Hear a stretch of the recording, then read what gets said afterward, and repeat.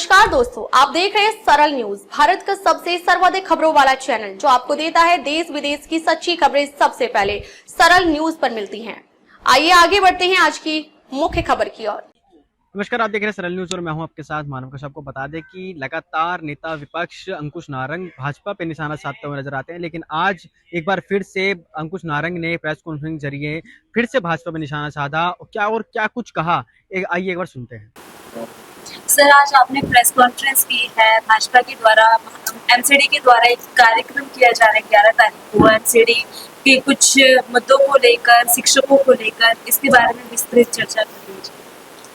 देखिए, आपने बिल्कुल सही बोला, पहली लाइन आपकी बिल्कुल ठीक। भाजपा के महापौर के माध्यम यानी कि राजा इकबाल सिंह के माध्यम से इस एजुकेशन डिपार्टमेंट के साथ 11 तारीख को ढोल नगाड़ों के साथ एक कार्यक्रम किया जा रहा है।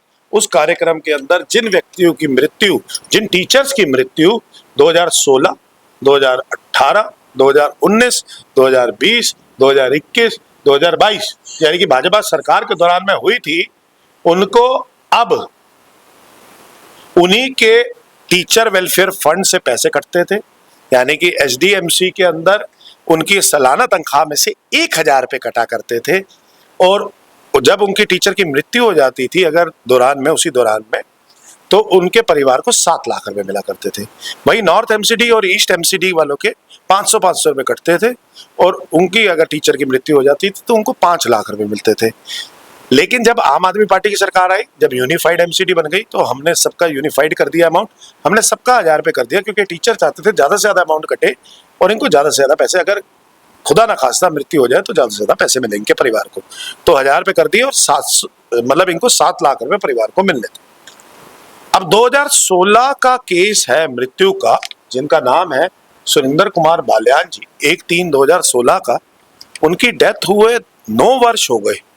आज भाजपा ढोल नगाड़े के साथ एक मेयर फोटो शूट के लिए, सिर्फ एक फोटो शूट के लिए इनको आज चेक देगी। इतनी असंवेदनशील हो गई भाजपा, इतनी निर्दयी हो गई भाजपा कि किसी के परिवार के अंदर मृत्यु हुई है और उस मृत टीचर के परिवार को आप चेक देने जा रहे हो और वो ढोल नगाड़े के साथ दोगे, फंक्शन के अंदर दोगे, और वो भी 9 साल बाद, 8 साल बाद, 7 साल बाद, 6 साल बाद, 5 साल बाद। आपने 3 दिन के अंदर दे दिया होता तो समझ भी आता कि आपने फोटो खिंचवाई है, कि आपने 3 दिन के अंदर दे दिया। आपकी 4 इंजन की सरकार है, लेकिन आप तो ने तो ऐसे 13 टीचर्स निकाले सिर्फ एक फोटो शूट कराने के लिए कि ताकि आप उनके परिवार को दो और फोटो शूट करवाओ, लेकिन जनता को कुछ पता ना चले कि वो 10-10 वर्ष हो गए उनको तो पैसे नहीं मिले।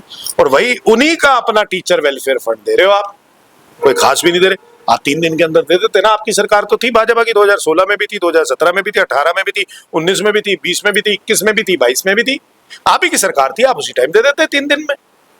और दूसरा केस है, ये 19 कर्मचारियों की लिस्ट लेके आया हूं मैं, जो क्लास 4 एम्प्लॉइज हैं, जिनको कंपैशनेट ग्राउंड पे रखा गया।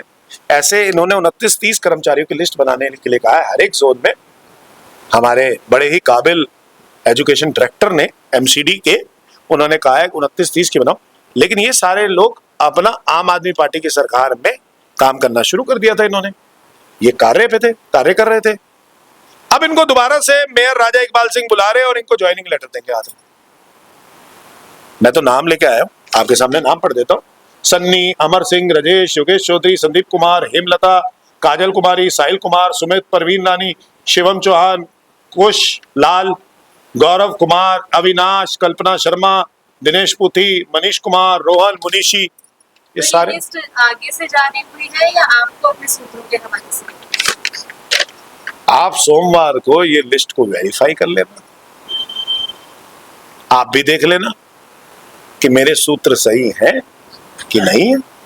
100% इन्हीं लोगों को बुलाया जा रहा है और 11 तारीख को इन्हीं के हाथ में चेक दिया जा रहा है और ये क्लास 4 एम्प्लॉइज के हाथ में ज्वाइनिंग लेटर दिया जा रहा है। आप उस ज्वाइनिंग लेटर की डेटें भी चेक कर लेना, चेक कर लो आप डिपार्टमेंट में। मैं तो जोन भी बता देता हूँ कि कौन कौन से जोन से है लोग, आप जोन चेक कर लो कि ये काम कर रहे हैं कि नहीं कर रहे स्कूलों के अंदर।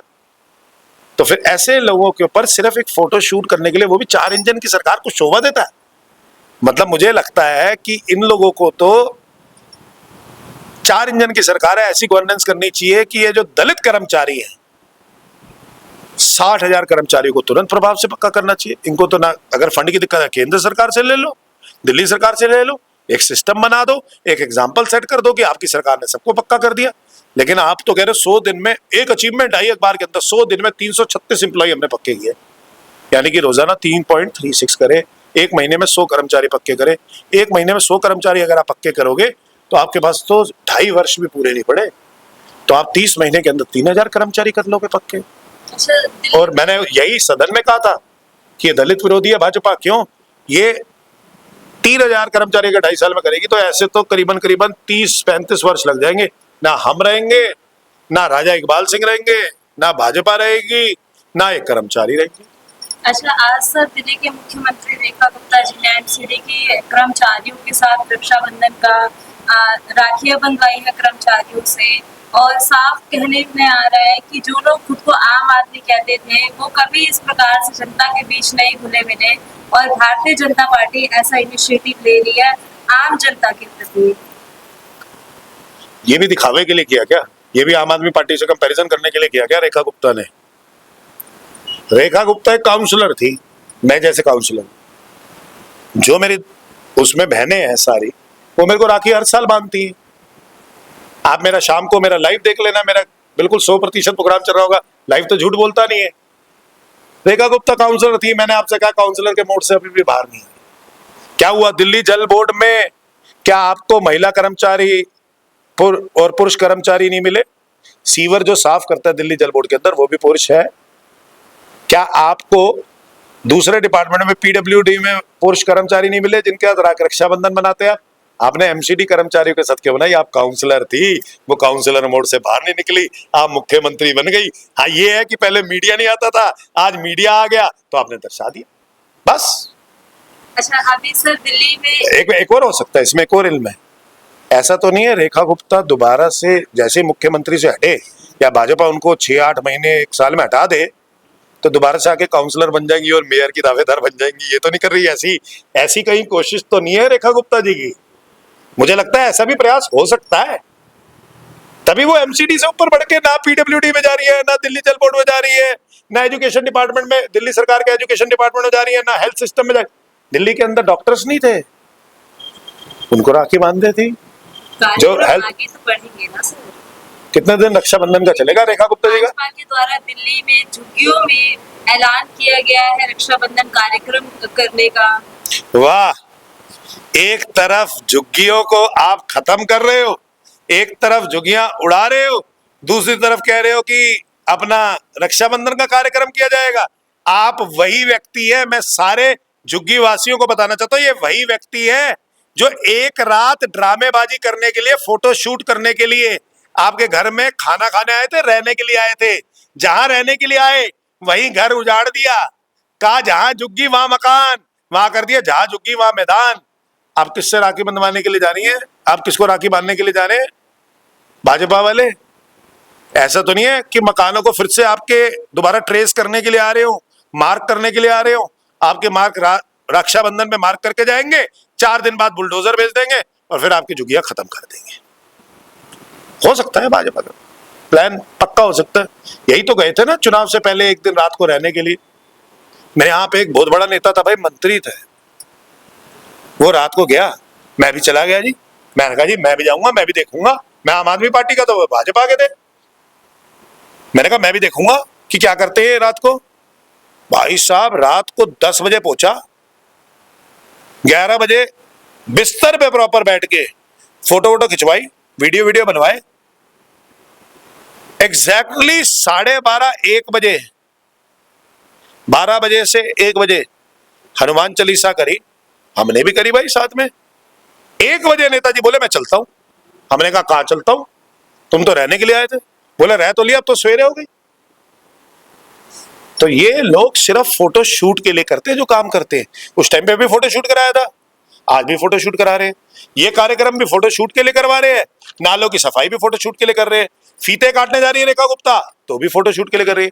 अरे रेखा गुप्ता जी कुछ गवर्नेंस करके दिखाओ। आम आदमी पार्टी पे कटाक्ष टिप्पणी करना बंद करो। अब आपकी सरकार है, 4 इंजन की सरकार है। जनता आम आदमी पार्टी पे टिप्पणी नहीं सुनना चाहती आपसे, जनता आपसे कार्य चाहती है कि आप कार्य करके दिखाओ। अगर झुग्गी वाले को पक्का मकान दे सकती हो तो करो। हाँ, हो सकता है रेखा गुप्ता बांधने जा रही हो ताकि वो बहनों की रक्षा करे, ताकि वो झुग्गी उड़ाए और वो बहन की रक्षा करते रहे। हाँ, ये हो सकता है, समझ सकता हूँ मैं बात। धन्यवाद।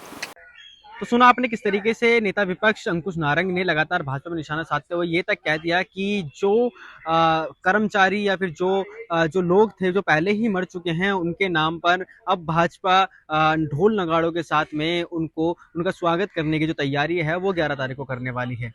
और उन्होंने ये तक कह दिया कि 11 तारीख को वो इसका प्रमाण पूरी की पूरी मीडिया के सामने रखने वाले हैं। बाकी इस वीडियो को लेकर के आपकी क्या राय है कमेंट सेक्शन में बताएं। देखते हैं सरल न्यूज़। बहुत धन्यवाद। अब तक के लिए बस इतना ही, फिर मिलते हैं एक ऐसी ही बड़ी खबर के साथ। तब तक के लिए नमस्कार और देखते रहिए सरल न्यूज। सरल न्यूज में बने रहने के लिए हमारे चैनल को फॉलो करें और लाइक करें, सब्सक्राइब करें, बेल आइकन दबाना ना भूलें। अगर आप हमें फेसबुक, ट्विटर या इंस्टा के माध्यम से देख रहे हैं तो हमें फॉलो करें, कमेंट करना ना भूलें। धन्यवाद।